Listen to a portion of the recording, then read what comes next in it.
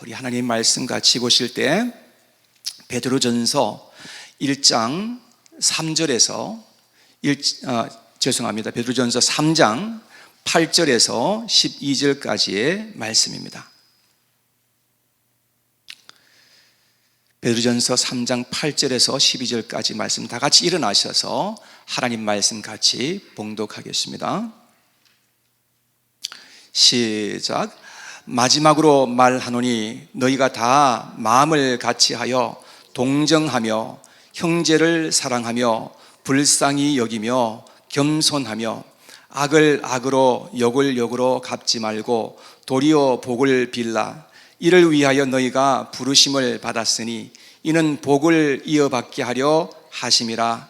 그러므로 생명을 사랑하고 좋은 날 보기를 원하는 자는 혀를 금하여 악한 말을 그치고 그 입술로 거짓을 말하지 말고 악에서 떠나 선을 행하고 화평을 구하며 그것을 따르라. 주의 눈은 의인을 향하시고 그의 귀는 의인의 간구에 기울이시되 주의 얼굴은 악행하는 자들을 대하시느니라. 아멘. 자리에 앉겠습니다.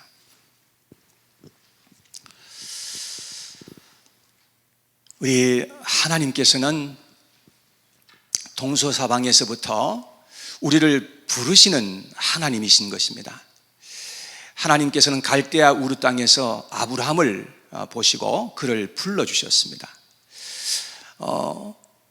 하나님이 사무엘을 찾아가셔서 사무엘아 사무엘아 하시면서 사무엘의 이름을 불러주셨습니다. 예수님께서도 그 온 유대 땅을 다니시면서 제자들을 찾아가셔서 제자들을 불러주셨던 것을 우리가 보게 되는 것입니다. 로마서 1장 6절에 보니까 이런 말씀이 기록되어 있습니다. 너희도 그들 중에서 예수 그리스도의 것으로 부르심을 받은 자니라. 여기에 너희도라는 이 말은 로마에 있는 교인들을 가리키는 겁니다. 그들도 하나님께서 그들을 불러주셨다는 것입니다. 그 말은 여기에 계시는 여러분들도 하나님께서 불러주심으로 말미암아서 우리가 예수 그리스도의 것이 되게 하시고 이렇게 주님 앞에 나올 수 있도록 하여 주셨다는 것을 말하고 있는 것입니다. 하나님은 우리를 찾아오시고 부르시는 하나님이신 것을 여러분 믿으시기를 바랍니다. 하나님께서 불러주지 않으면 이 자리에 나올 수가 없어요. 하나님께서 우리를 불러주시는 아주 중요한 이유가 있습니다. 하나님은 쓸데없이 우리의 이름을 부르시는 그런 하나님이 아니시죠. 여러분, 하나님께서 우리를 불러주시는 중요한 이유가 무엇이겠습니까? 그것은 바로 하나님이 우리 한 사람 한 사람에게 복을 주시기 위해서 불러주셨다는 것을 알아야 합니다. 오늘 본문에 보면 3장 9절 말씀을 앞에 보시고, 여러분 성경 있으시면 성경 보시고 한번 읽어보십시다. 시작. 악을 악으로 욕을 욕으로 갚지 말고 도리어 복을 빌라. 이를 위하여 너희가 부르심을 받았으니 이는 복을 이어받게 하려 하심이라. 여러분, 이를 위해서 너희가 부르심을 받았으니 이는 복을 이어받게 하려 하심이라. 이렇게 말씀했습니다. 이 말씀을 세번역 성경에 보니까 더 아주 명확하게 우리에게 가르쳐주고 있어요. 여기 보니까 악을 악으로 갚거나 모욕을 모욕으로 갚지 말고 복을 빌어 주십시오. 여러분으로 하여금 복을 상속받게 하시려고 하나님께서 여러분을 부르셨습니다. 여기 보면 여러분으로 하여금 복을 상속받게 하시려고 하나님이 우리를 불러주셨다, 이렇게 말씀합니다. 하나님이 우리를 불러주신 분명한 목적을 여기에서 말씀하고 있는 것이죠. 하나님이 우리를 위해서 예비하신 모든 복을 우리가 상속받게 되기를 하나님은 얼마나 간절하게 원하시는지를 알아야 한다는 것입니다. 여러분 믿으시기를 바랍니다. 저는 기복신학, 번영신학을 말하는 것이 아닙니다. 우리의 하나님께서는 우리에게 얼마나 복 주시기를 간절히 소원하시는 하나님이신 것임을 말씀하고 싶은 것입니다. 하나님이 아브라함을 부르신 이유는 특별히 두 가지였는데요. 첫 번째는 하나님께서 아브라함을 불러서 아브라함을 복되게 하시려고 불러주신 것입니다. 여러분 창세기 12장 1절 2절에 보면 이렇게 나와 있습니다. 여호와께서 아브라함에게 이르시되 너는 너의 고향과 친척과 아버지의 집을 떠나 내가 내게 보여줄 땅으로 가라. 내가 너로 큰 민족을 이루고 내게 복을 주어 내 이름을 창대하게 하리니 너는 복이 될지라. 하나님께서 아브라함을 불러주신 이유는 아브라함에게 복을 주시기 위해서 불러주셨다는 것입니다. 하나님은 아담과 하와를 창조하시고 그들에게 먼저 복을 주셨습니다. 뭐라고 복 주셨습니까? 그들이 생육하고 번성하고 충만하게 되기를 그들을 위해서 복을 주셨던 것을 볼 수 있습니다. 그와 같이 아브라함을 부르신 것도 아브라함에게 복을 주시고 창대하게 하여 주시기 위해서 불러주셨음을 말씀하고 있습니다. 그런데 하나님이 아브라함을 부르신 두 번째 이유가 있었어요. 많은 사람들이 이 두 번째 이유를 간과하고 살아가는 것을 볼 수가 있는데요. 하나님은 아브라함을 불러서 그에게 복을 주실 뿐만 아니라 아브라함을 통해서 다른 많은 사람들이 함께 복을 받게 하시기를 원하셔서 그를 불러주셨다는 겁니다. 우리는 이 하나님의 진리를 잘 깨달아야 한다는 것이죠. 기복신앙은 무엇입니까? 자기가 복받고 잘 되는 것이 목적이에요. 하나님이 먼저가 아니에요. 복받는 게 먼저예요. 그런데 우리 하나님은 우리에게 복을 주실 뿐만 아니라 우리를 통해서 내 옆에 있는 사람, 다른 사람에게, 내가 알지 못하는 사람에게까지 그 복이 흘러가기를 원하시는 것이 우리 하나님 아버지의 뜻이라는 것을 알게 되는 것입니다. 우리는 이런 하나님의 마음을 잘 알아야만 하겠지요. 그래서 우리는 하나님의 복이 나에게만 머물고 우리 가족에게만 머물지 않도록 해야 하는 것입니다. 여러분, 물이 한 곳에 고여 있으면 썩게 마련입니다. 복이 다른 데로 흘러가게 하지 않으면 그 복도 곧 부패하게 될 수밖에 없는 것입니다. 창세기 18장 18절에 보니까 이렇게 기록했습니다. 아브라함은 반드시 크고 강한 나라를 이룰 것이며 땅 위에 있는 나라마다 그로 말미암아 복을 받게 될 것이다. 그로 말미암아 복을 받게 될 것이다. 한 사람이 진짜 복을 받으면 그 사람을 통해서 주변에 있는 사람도 함께 복을 받게 된다는 것입니다. 그런데 하나님은 우리를 불러주시는데 무조건 복을 주시는 것은 아닌 것입니다. 하나님이 아브라함을 부르시고 무조건 복을 주신 것은 아니었습니다. 하나님은 아브라함에게 복을 주시되 먼저 순종하는 훈련을 하셨던 것을 우리는 기억해야 합니다. 우리가 하나님 앞에서 순종할 때에 하나님께서는 비로소 우리에게 복을 주시고 은혜를 주시는 그런 하나님이신 것임을 우리는 알 수 있게 되는 것입니다. 창세기 18장 19절에 보니까 하나님이 아브라함에게 이런 말씀을 하셨어요. 내가 그로 아브라함으로 그 자식과 권속에게 명하여 여호와의 도를 지켜 의와 공도를 행하게 하려고 그를 택하였나니 이는 나 여호와가 아브라함에게 대하여 말한 일을 이루려 함이니라. 하나님께서 아브라함을 택하신 이유를 말씀하셨는데요. 하나님께서 아브라함을 택하시고 부르신 이유는 하나님의 도를 지키고 의와 공도를 행하게 하려고 그렇게 불러주셨다는 것입니다. 그래서 하나님이 아브라함을 부르시고 이 복을 주셨습니다. 그리고 그를 통해서 하나님의 선하신 일을 이루어 가시기를 원하셨다는 것을 알게 되는 것입니다.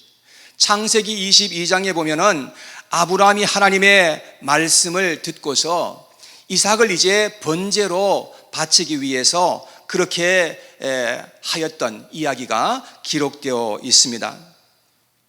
아브라함에게 있어서는 정말로 가장 높은 순종의 훈련이었던 셈이죠.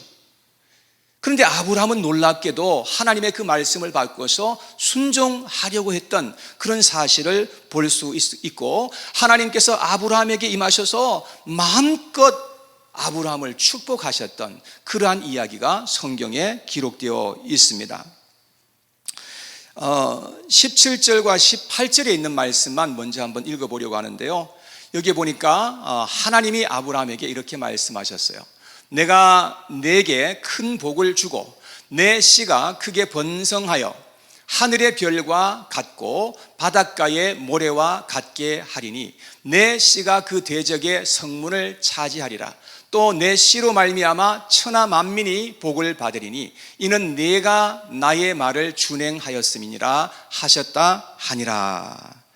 하나님께서 아브라함에게 큰 복을 내리시고 또한 그의 후손들이 장차 복을 받게 될 것을 그렇게 약속하신 것을 볼 수 있습니다. 여기에서 우리는 하나님이 일하시는 패턴을 알 수가 있죠. 먼저는 하나님께서 우리를 불러주시는 것입니다. 그리고 난 다음에 하나님께서 하시는 일이 우리에게 순종의 훈련을 하게 하시는 것입니다.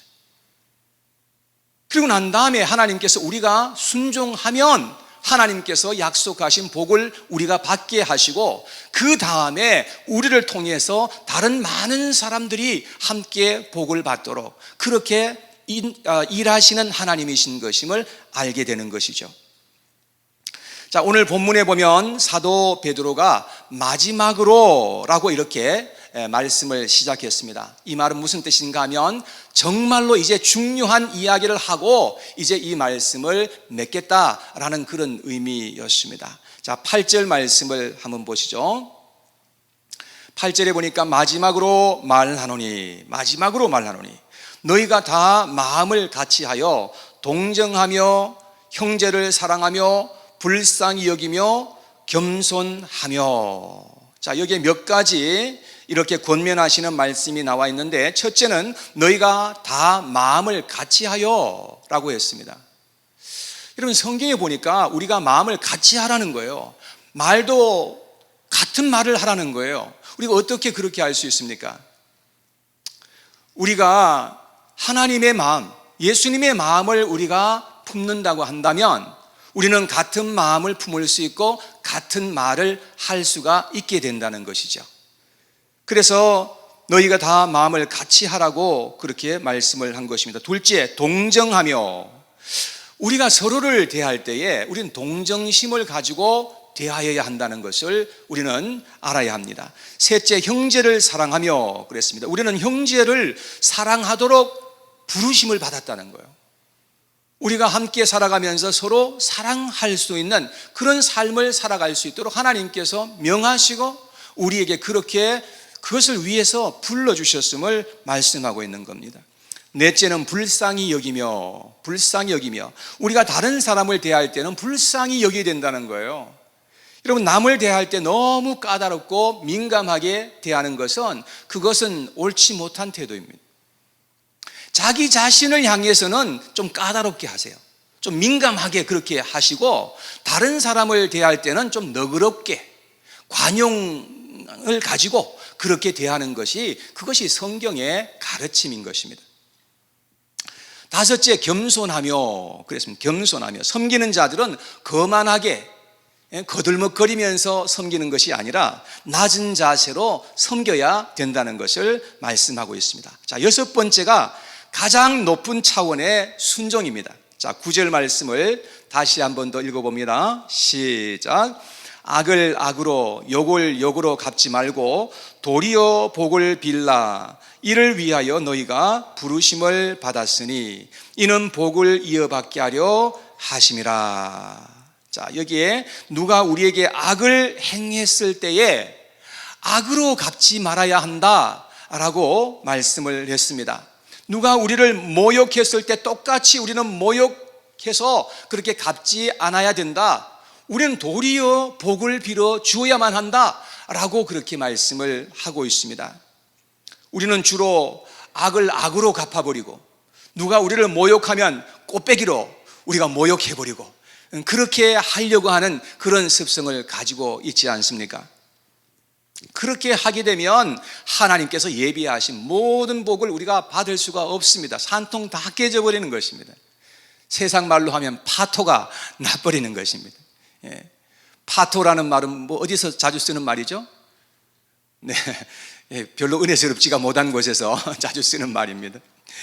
여러분, 우리가 하나님께 순종하지 않으면 우리도 복을 받지 못하고 다른 사람에게도 우리가 복을 끼칠 수가 없는 사람이 된다는 것입니다. 그러면 우리가 어떻게 해야 하는 것이겠습니까? 누가 나에게 악을 행하였다고 한번 가정해 봅시다. 누가 나에게 손해를 끼쳤어요. 나에게 막 행악하는 사람이 있어요. 그럼 어떻게 해야 됩니까? 여러분, 우리가 정말로 참기 힘들고 어려운 것은 누가 나에게 선을 악으로 갚는 것입니다. 정말 이건 너무나 참기 힘든 그런 시험 중에 시험이라고 할 수가 있는 것이죠. 성경에 보면 다윗은 여러 사람들에게 배신당했던 그러한 경험이 있었던 사람이었습니다. 한 상에서 같이 밥을 먹고 함께 이야기하고 함께 웃고 그러면서 지냈던 친한 친구를 통해서 배신을 당했던 적도 있었고요. 자기의 아들 압살롬을 통해서 배신을 당한 적도 있었고요. 심지어는 자기 부모에게 버림을 당한 그런 경험도 있었던 것을 성경은 말씀하고 있습니다. 그런데 다윗은 그럴 때 어떻게 했는지를 잘 우리가 한번 스터디해 봐야 돼요. 그래서 시편 109편 1절에서 4절 말씀에 보면 이렇게 기록했어요. 내가 찬양하는 하나님이여 잠잠하지 마옵소서. 그들이 악한 입과 거짓된 입을 열어 나를 치며 속이는 혀로 내게 말하며 또 미워하는 말로 나를 두르고 까닭 없이 나를 공격하였음이니이다. 나는 사랑하나 그들은 도리어 나를 어떻게 해요? 대적하니 나는 기도할 뿐이라. 다윗이 뭘 잘못해서 공격받고 배신당한 것이 아니었습니다. 다윗은 그들에게 친절을 베풀었고 사랑하였다고 말했습니다. 그런데 그들은 다윗을 대적하였다고 이렇게 말한 것입니다. 그럴 때 다윗이 어떻게 했습니까? 그들과 똑같이 그냥 그렇게 대적하고 그랬습니까? 아니죠.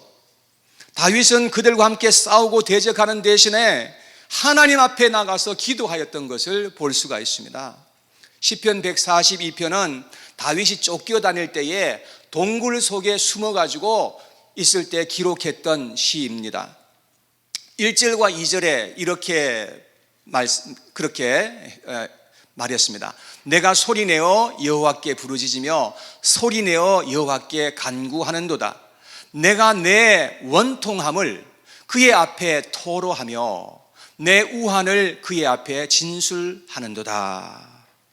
여기에 믿음의 큰 비밀이 있다는 것을 우리는 깨달아야 합니다. 다윗은 어려움과 고통이 찾아왔을 때 항상 하나님께 나가서 원통함을 토로하고 하나님 앞에 내려놓고 하나님 앞에 간구했던 그러한 삶을 살았던 것을 볼 수가 있습니다. 사랑하는 여러분, 우리도 이렇게 해야 하나님이 주시는 진짜 복을 받을 수가 있다는 겁니다. 여러분, 이러한 복을 우리가 다 받아야 되지 않겠습니까? 훌륭한 사람들은 다 그렇게 했던 것을 볼 수 있어요. 아브라함도 순종을 배워서 복을 받은 사람이 되었습니다. 바울도 그렇게 훌륭한 인격자였지만 순종함을 배워야 했던 것이었습니다. 고린도전서 4장 11절 이하에 보니까 바울은 이렇게 말했습니다. 바로 이 시각까지 우리가 줄이고 목마르며 헐벗고 매맞으며 정처가 없고 또 수고하여 친히 손으로 일을 하며 모욕을 당한 적 축복하고 박해를 받은 적 참고 내가 너희를 부끄럽게 하려고 이것을 쓰는 것이 아니라 오직 너희를 내 사랑하는 자녀같이 구원하려 하는 것이라. 자, 여기 보면 바울은 그렇게 모욕을 당했을 때에 오히려 축복했다는 겁니다. 바울이 박해를 받았을 때에 오히려 그는 참았다는 것입니다.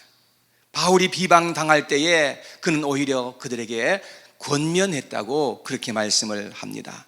이것이 바로 믿음의 비밀이고 승리의 비결인 줄로 여러분 믿으시기를 바랍니다. 근데 놀랍게도 예수님 역시 순종을 배웠다고 성경은 그렇게 기록하고 있어요. 히브리서 5장 7절 이하에 이렇게 말씀합니다.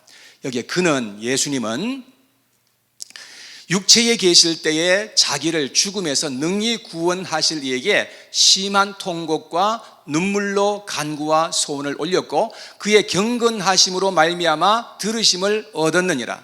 그가 아들이시면서도 받으신 고난으로 순종함을 배워서 온전하게 되셨은즉 자기에게 순종하는 모든 자에게 영원한 구원의 근원이 되시고. 자, 여기 보니까 예수님은 하나님의 아들이셨고 하나님이셨습니다. 그런데도 예수님은 순종함을 배우셨다, 이렇게 되어 있습니다. 그래서 예수님께서는 이 땅에 육신을 입고 찾아오셨고 십자가를 지셨고 그야말로 그 중한 고난을 다 당하셨던 것이었습니다. 예수님은 그 받으신 고난을 통해서 순종함을 배우고 그래서 온전케 되셨다. 정말 너무나 놀라운 그런 말씀이 기록되어 있습니다. 그래서 우리가 정말로 배워야 하는 것은 우리가 사랑함으로 순종함을 배워야 한다는 것을 알게 되는 것이죠. 우리가 하나님의 말씀에 순종하기 전까지는 진짜 믿음이라고 속단할 수가 없어요. 내가 진짜 복을 받았다, 이렇게 말하기가 어려워요.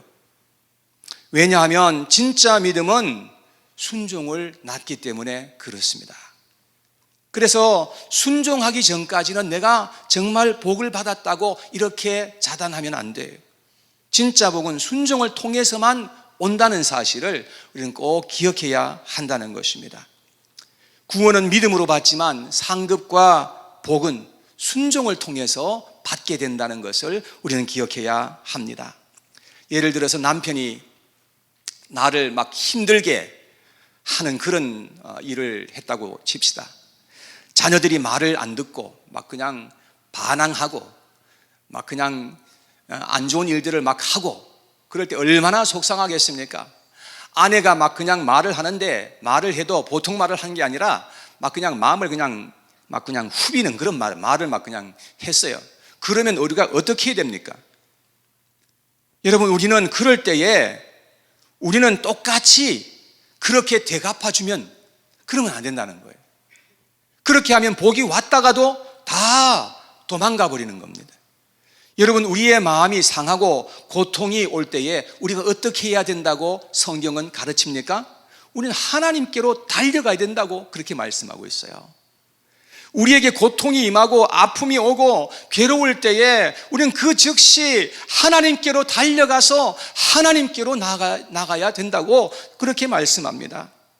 그리고 그 순간을 지혜롭게 잘 넘겨야 합니다. 사고 치면 곤란합니다. 그리고 우리는 하나님께 나가서 엎드려야 하는 것이죠. 그리고 하나님 앞에 우리의 모든 사정과 아픔을 다 내려놓고 하나님 앞에 간절하게 간구해야 합니다. 그럴 때 하나님께서는 우리에게 은혜를 베푸시고 긍휼을 베푸셔서 우리를 위로도 하시고 우리의 마음을 만져주기도 하시고 우리에게 지혜도 주시고 힘도 주셔서 그 어려운 일들을 극복할 수 있도록 도우시는 분이 우리 하나님이시라는 말입니다. 그래서 하나님의 인도하심을 받고 우리가 순종하면 먼저는 내가 복을 받아요. 먼저는 내가 복을 받는 거예요. 그 다음에 나를 통해서 우리의 가족이 복을 받아요. 그리고 우리의 가족이 복을 받으면 내 주변에 있는 다른 사람들도 또 복을 받게 되어 있어요. 그리고 우리에게 임한 복은 우리의 자손들과 후손들에게까지 흘러가게 된다고 성경은 말씀하고 있는 겁니다. 그런데 우리의 부족함 때문에 자녀들이 예를 들어서 상처를 받았어요. 그 자녀들은 또 자기의 자녀들에게 그러면 또 똑같은 그런 상처를 주기가 참 쉽습니다. 그러면 결국 나로 말미암아서 우리의 후손들에게까지 어려움이 내려가게 된다는 것입니다.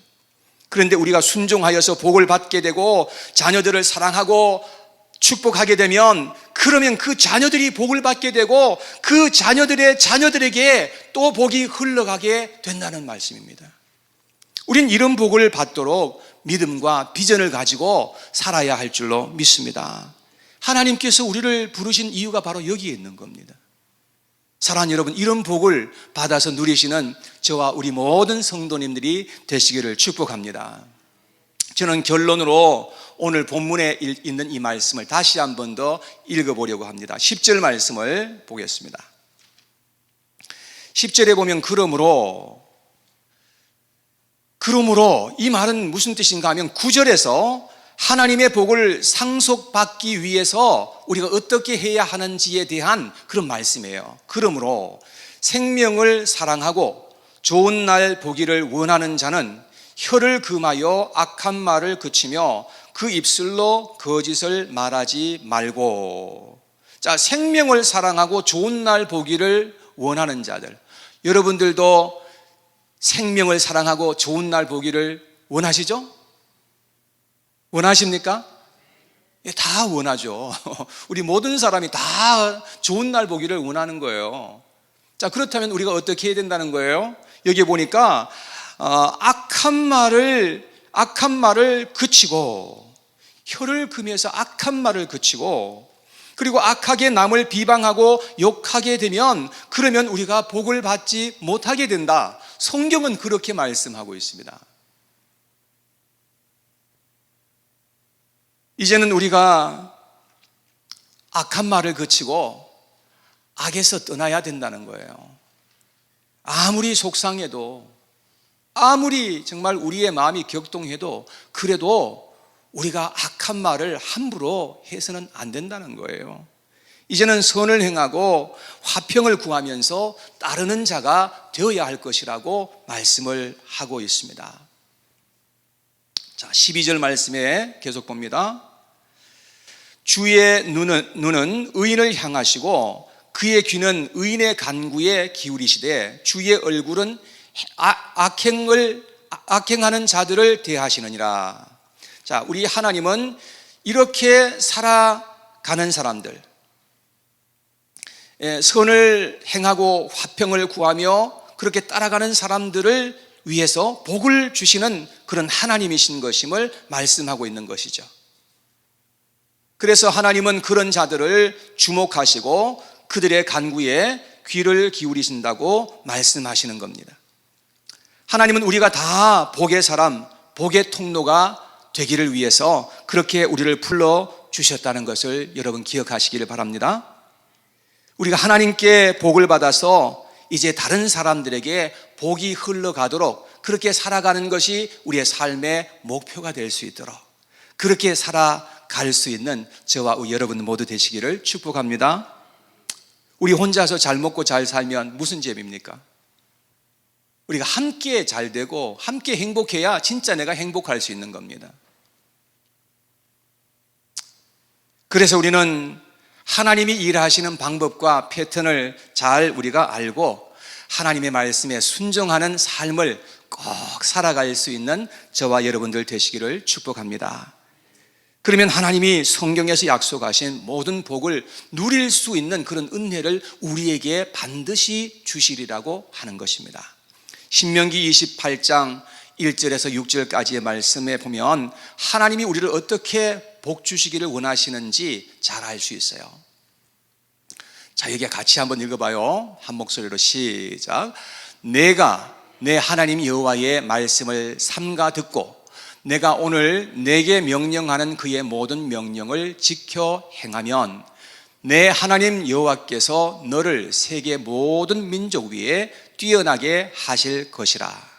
내가 내 하나님 여호와의 말씀을 청종하면 이 모든 복이 내게 임하며 내게 이르리니 성읍에서도 복을 받고 들에서도 복을 받을 것이며 내 몸의 자녀와 내 토지의 소산과 내 짐승의 새끼와 소와 양의 새끼가 복을 받을 것이며 내 광주리와 떡반죽 그릇이 복을 받을 것이며. 자, 이러한 복을 받는 사람들이 되기 위해서 우리는 하나님을 사랑하고 신뢰하여서 하나님 말씀에 순종하는 순종의 사람들이 되어야 한다는 것입니다. 여러분, 그래서 우리 모두가 복을 받고 복의 통로가 되어서 다른 많은 사람들을 함께 복되게 하는 그런 삶을 우리가 살아가야 한다는 것이죠. 사랑하는 여러분, 이런 삶을 살아가야 되지 않겠습니까? 나도 하나님 앞에서 복받는 사람이 되어야죠. 그러기 위해서는 하나님 말씀에 순종하는 삶을 먼저 살아가야 한다는 겁니다. 그럴 때 하나님께서 정말로 진짜 복을 우리에게 주시고, 그리고 우리를 통해서 하나님께서는 또 하나님의 그 복이 내 옆에 있는 사람, 다른 사람에게 흘러가도록 우리를 사용해 주신다는 것입니다. 사랑하는 여러분, 이런 은혜가 우리 반석교회 모든 성도님들의 가정에, 우리의 삶 속에 함께 하시기를 축복합니다. 아멘. 자, 우리 이 시간 찬양 드릴 텐데요.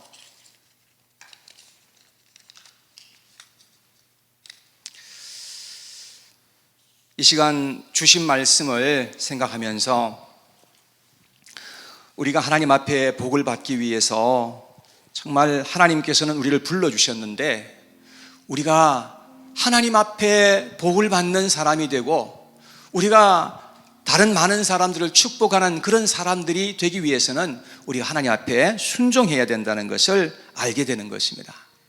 믿음으로 순종하면 그 다음에 하나님께서 예비하신 복이 있다는 거예요. 네, 그런 복을 우리가 받을 수 있기를 원합니다.